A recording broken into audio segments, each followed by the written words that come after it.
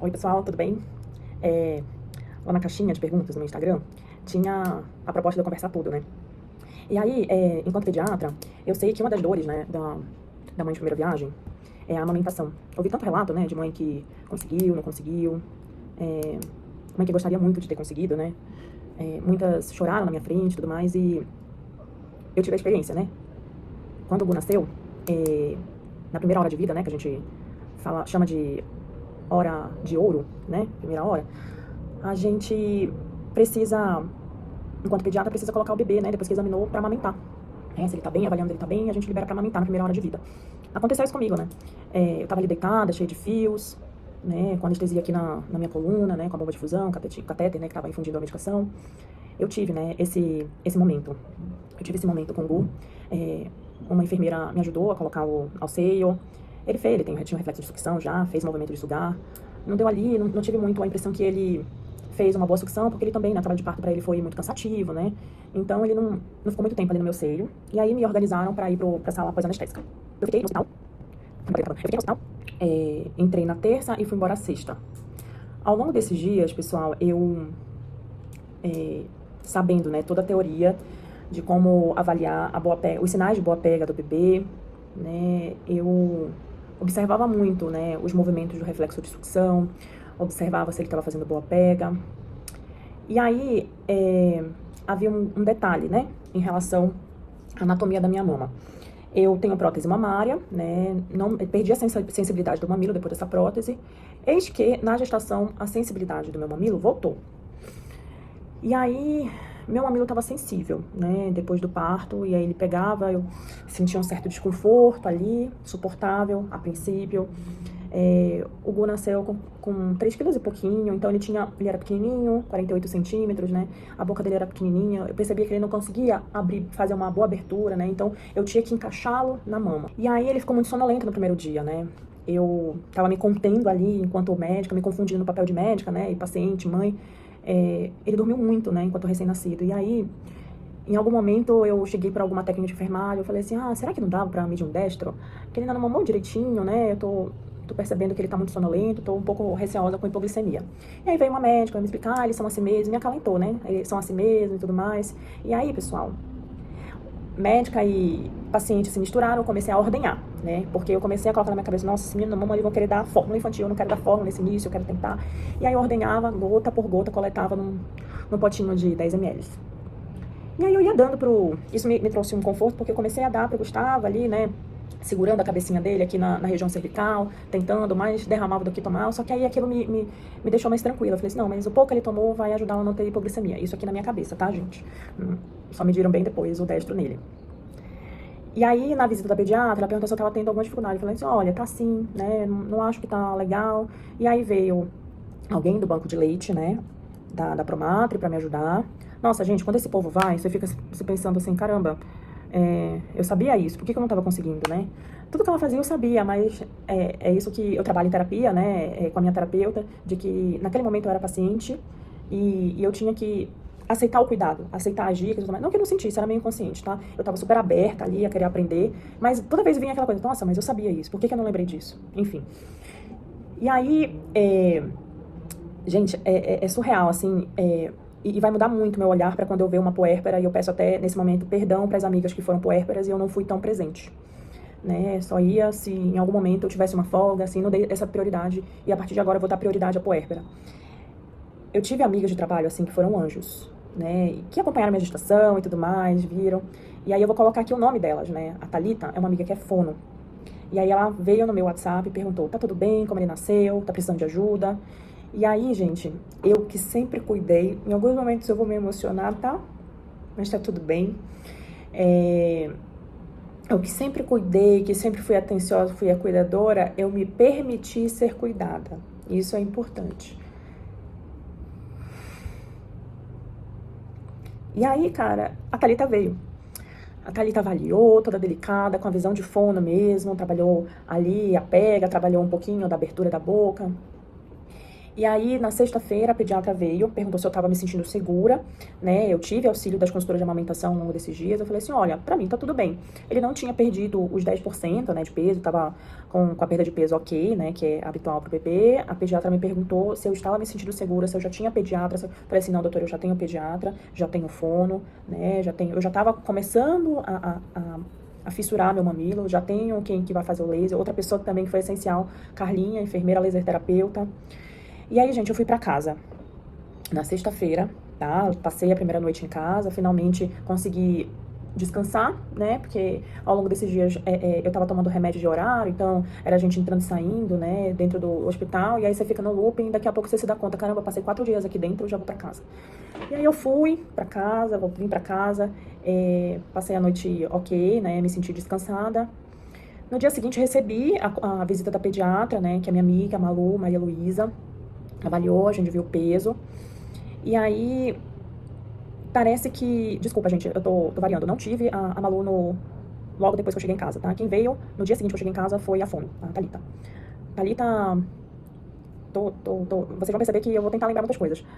A Malu veio de manhã. Ela veio não como pediatra, ela veio como minha amiga. E aí eu lembro que a gente foi dar o banho no bebê de manhã e ela viu uma fralda. Quando ela abriu a fralda, ela viu que a urina estava um pouco de tom laranja, com alguns cristais. E ela falou que aquilo ali era habitual mesmo. Me perdi como pediatra naquele momento, então eu não sabia o que era normal, o que não era. Ele estava com um pouquinho de icterícia, mas dentro do habitual, ali pelo exame físico. E aí a Thalita veio à tarde, foi isso. A Malu não veio como pediatra, ela veio como minha amiga. E aí, a Thalita estava aqui por volta de 4 horas da tarde, ela me perguntou, qual foi a última vez que você trocou a fralda? E aí veio a lembrança do banho da manhã. Então, gente, quando a gente pegou a fralda do Gustavo nesse momento, a fralda estava quase que seca, quase não tinha urina, estava super leve. Conclusão, ele não estava fazendo uma sucção efetiva, a pega não estava legal, meu peito já estava fissurado, eu já estava sentindo dor. E eu falo, Thalita, tá começando a me dar medo ali e tal. E aí Thalita imediatamente percebeu, assim, meu mamilo, gente, ficou muito sensível e além disso, a anatomia dele não era favorável, meu mamilo era muito pequeno. A gente sabe sim que mamilo plano, né, não é impeditivo de amamentar, mas precisa de técnica, né, de ajuda mesmo de quem tem expertise, experiência. E aí a Thalita sugeriu que a gente comprasse um bico de silicone. Gente, quando o bico de silicone chegou, o meu filho mamou como se estivesse com muita sede. E eu finalmente não senti dor. E ele mamou, e eu vendo assim, caramba, nossa, que legal, ele tá mamando, né? Tá mamando, e ele ficou um bom tempo. E aí a Thalita me perguntou, tá sentindo dor? Eu caí no choro, porque foi a primeira vez que eu comecei a não sentir dor com bico de silicone. E assim eu segui com o bico de silicone. O Gu teve a primeira consulta com a Malu, a icterícia estava melhorando, né? E realmente a icterícia foi melhorando à medida que ele foi melhorando a amamentação. Então, assim, ele teve icterícia por baixa ingesta do leite. E aí vem a Carlinha, começa a trabalhar com laser. Né? O laser, gente, além de acelerar a cicatrização, ele melhorou muito o meu limiar de dor. Foi melhorando, assim, cada dia mais. E e o Gustavo foi voando, assim, sabe, no leite materno. Mas eu lembro que eu sentia dor, né? Lembro de uma vez que tava, assim, o processo do laser vai melhorando gradativamente. Eu fiz 4 sessões. A cada 2 dias a Carlinha mais ou menos vinha aqui em casa. E aí, nesse início foi muito difícil, porque teve uma vez que eu tava com muito medo por conta da dor. Eu comecei, quando dava de 3 em 3 horas, de próximo das 3 eu já ficava assim, meu Deus, eu vou ter que aguentar dor. Enfim, e por vezes o Gustavo começava a chorar e a gente sabe que a criança tem a sensação de sucção, que não era fome, mas ele queria acalento. E eu tava com dor, gente. E aí, assim, a minha mãe é de uma geração que se amamentava sangrando, com o mamilo caindo e tudo mais. E aí ela falou assim, minha filha, ele tá chorando, ele precisa mamar. E eu falo, mãe, tá com dor, minha filha, mas tem que dar.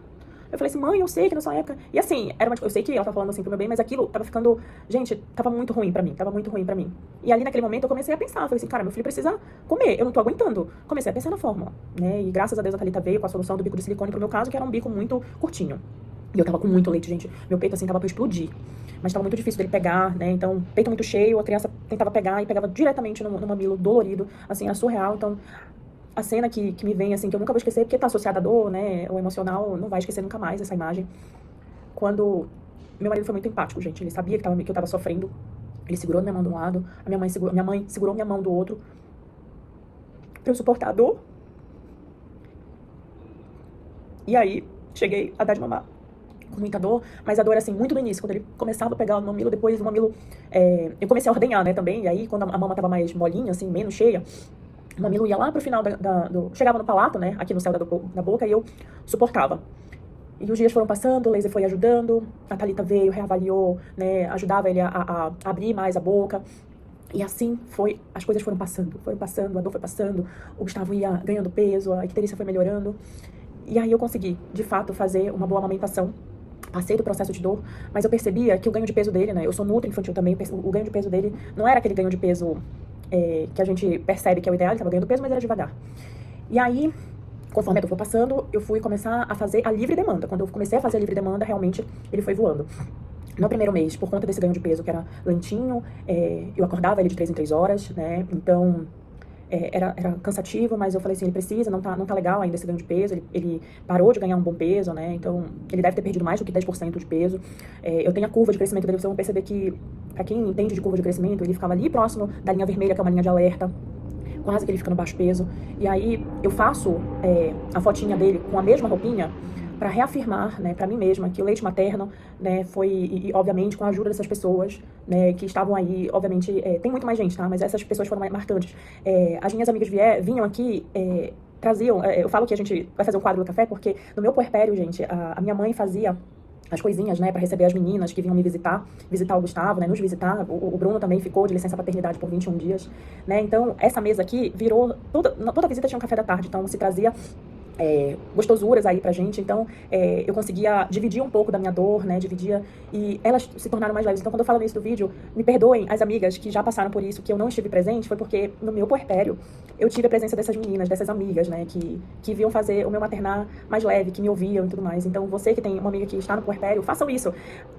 Visitem. O bebê é recém-nascido, ele tá indefeso, então tem que tomar cuidado, usar máscara e tudo mais, né? Evitar de ficar beijando e tal. Elas são da área da saúde, elas tinham um super cuidado. Então eu as recebia, a minha mãe fazia todos os quitutes pra elas também, deixava a mesa pronta. Nossa, foi por isso que eu falo que eu ia fazer o quadro do café da tarde, porque eu quero que vocês se sintam assim, né? Acolhidas por mim. Mesmo que eu não conheça vocês, eu tenho certeza que quem tá vendo esse vídeo até o final é uma mãe de primeira viagem, uma puérpera, né? E sintam-se abraçadas. E esse foi meu relato de aleitamento materno, de 30 dias. Meu puerpério não foi as mil maravilhas, mas ele foi como tinha que ser, né? Tive que superar tudo isso, entrei em terapia para poder transformar essa dor, essa culpa que eu senti lá atrás, né, em algo muito maior. Por isso que eu resolvi trazer para o YouTube, contar com detalhes, né, ter a coragem de falar para vocês, porque eu tive que trabalhar a minha dor para estar aqui.